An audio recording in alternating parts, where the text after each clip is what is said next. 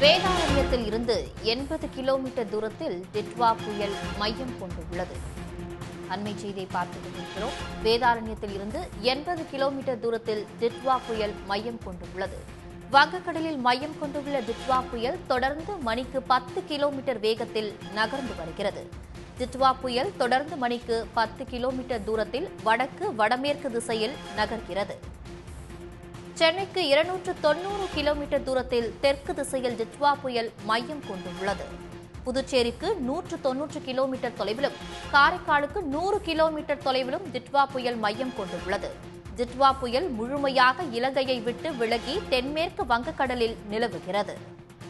யாழ்ப்பாணத்தில் இருந்து 110 கிலோமீட்டர் தொலைவில் வங்கக்கடலில் டிட்வா புயல் நிலவுகிறது.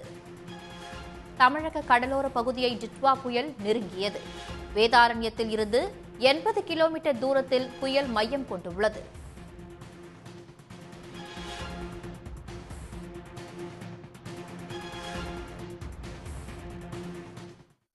வங்கக்கடலில் மிரட்டும் டிட்வா புயல் காரணமாக ராமநாதபுரம், தேனி, தூத்துக்குடி உள்ளிட்ட தென் மாவட்டங்களில் பலத்த மழை பெய்து வருகிறது.